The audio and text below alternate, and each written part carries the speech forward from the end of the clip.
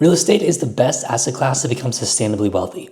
On today's video, I'm going to show you why. Investing in real estate is something that everyone wants to do, and at the bare minimum, everyone wants to learn about it. But it's really complicated and it takes a lot of time to learn. How do you know if you're buying a good deal? How does it work and how do you value it? First off, why buy real estate? Real estate is a hard asset. You can see it, you can touch it, and you can smell it. It's a great hedge against inflation and you can use leverage to buy it. And some of the best tax benefits are through owning real estate. We will go over 5 key things when buying real estate, and I'll break down the math in really simple terms. Number 1 is understanding that you're buying a business. When looking at any investment, the first thing to understand is the fundamentals of how it makes money. For real estate, the concept is very simple. Essentially, you own a building, like an office building, retail or a strip mall, apartments, or industrial like a warehouse.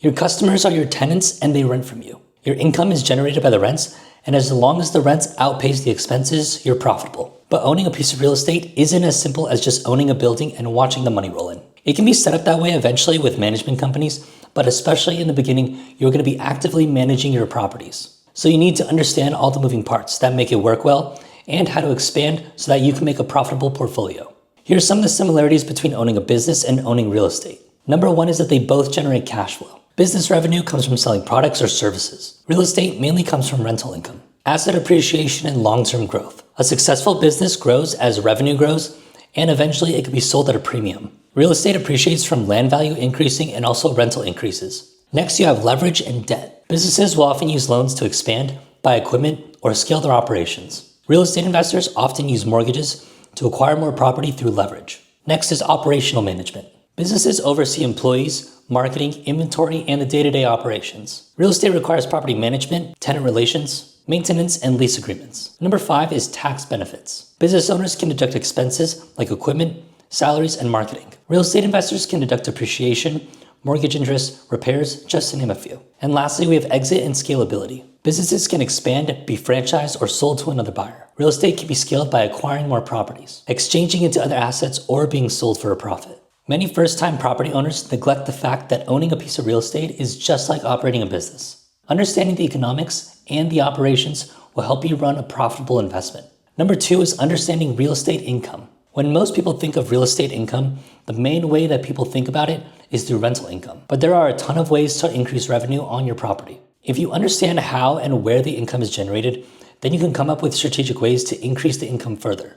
And that will increase the property's value overall, because the value is directly tied to how much the property makes. These are 3 ways that a property can generate income. Number 1 is rental income. This is a primary source of income and the general income that comes from rents. In most cases, the lease agreement will also include annual increases to increase the revenue year over year. Number 2 is additional fees and services, like parking fees, laundry facilities, charging for on-site storage, pet fees, and vending machines. Number 3 is utility bill and expense pass-through. Depending on the type of lease that's signed, your tenants might be responsible for certain expenses. For example, on a triple net lease, the tenant pays for property tax, insurance, and maintenance costs. On a multifamily property, they may implement what's called a RUBS program, where the tenants share utilities like water, trash, and electricity. When purchasing an income property, you want to make sure that you look at the T12. The T12 is a financial statement that shows the income and expenses over the last 12 months.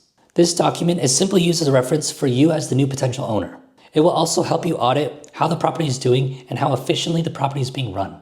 Number 3 is understanding real estate expenses. Expenses in real estate refer to the costs associated with owning, operating, and maintaining a property. And these expenses directly impact the property's overall profitability. There are generally 2 different types of expenses. You have your fixed and your variable. Fixed expenses generally don't change over the course of a year, and the variable expenses are subject to the circumstance. Here's some common fixed expenses: your property taxes, insurance, mortgage payments or your debt, and property management fees. Here are some of the variable expenses: repairs and maintenance, utilities if paid for by the owner, turnover cost, vacancy loss, capital expenditures. These are major repairs like roof, parking lot, or HVAC. They're not frequent, but they can be expensive if they need to be done.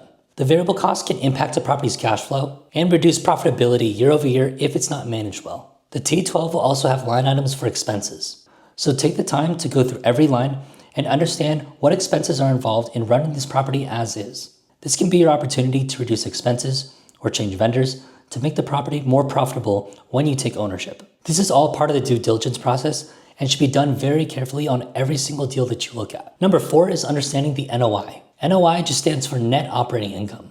The NOI is the profit from the property from the rent and other income minus the expenses before you pay your debt and your income tax. Here's the formula. NOI is the total rental income plus other income minus the operating expenses. Rental income is just the money from the tenants. The other income is the extra, like the parking fees, laundry machines, or vending machines. Operating expenses are the cost to keep the property running. This is your maintenance, property management, utilities, and insurance. Mortgage and loan payments are not deducted. Those come after the NOI is calculated. So why is the NOI important? It tells investors how much the property is actually making from its operations. It's also used as part of the formula to value the property. If there's a higher NOI, it's going to be more valuable. Lenders will also look at the NOI to decide if they're going to approve the loan. Here's an example to keep it simple. You own an apartment building that collects $100,000 in rent per year. Your expenses for maintenance, utilities, and management add up to $40,000 per year. So your NOI is $100,000 minus $40,000, so it's $60,000. This $60,000 is what the property earns before paying a mortgage. Next is understanding the cap rate. The cap rate tells you how much a property makes compared to its price. It's used to measure the potential return on an investment property. Here's the formula. Cap rate equals the NOI divided by the purchase price times 100. Now to reiterate, the NOI is the property's income after the expenses before the mortgage payments. The property price is what you paid for the property. Result is a percentage. This percentage helps compare different properties. Here's an example to keep it simple. You buy a property for $1 million. It generates $80,000 in NOI per year. So the cap rate equals $80,000 divided by the $1 million times 100, and that equals 8%. This means that the property makes an 8% return per year before mortgage payments. So why is the cap rate important to understand? It helps compare other investment properties. The cap rate also works as a risk indicator. A low cap rate between 4 and 5% means a safer and more stable property. This could also mean that it's in a prime location. A higher cap rate, usually 8 to 10%, is usually a higher return, but also more risk. This could mean that it's in a rougher area or maybe it's an older building. It is also used as a quick valuation tool. Investors will use a cap rate to estimate a property's value based on its income. Here's a simple analogy. If you put $1 million in a bank account with an 8% interest rate, you'd earn $80,000 per year. A property with an 8% cap rate works the same way. It earns $80,000 per year based on its price. So just to reiterate, a higher cap rate means more risk. A lower cap rate is more stable but also a lower return. Cap rate will help you compare properties to determine whether it's a good or bad deal. And point number 5 is understanding real estate financing. What is real estate financing? It's borrowing money to buy a property instead of paying all cash. You get a loan from the bank and pay it back over time. Here's the basic loan structure. First, you have your down payment. This is your upfront cash. It's usually 20 to 30% of the purchase price. Next, you have your loan or your mortgage. This is the money borrowed from a lender. You have your interest rate, the cost to borrow the money expressed as a percentage. Then you have your loan terms, the number of years you have to pay it back.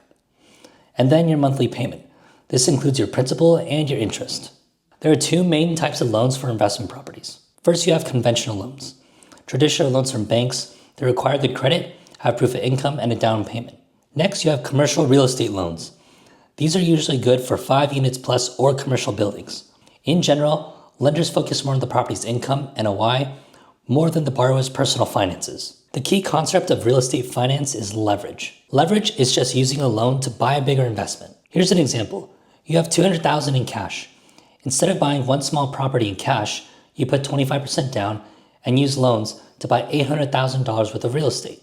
Leverage will boost your returns if the property grows in value and earns rental income. Here's some key loan metrics that investors look at. First, we have the loan to value, or the LTV.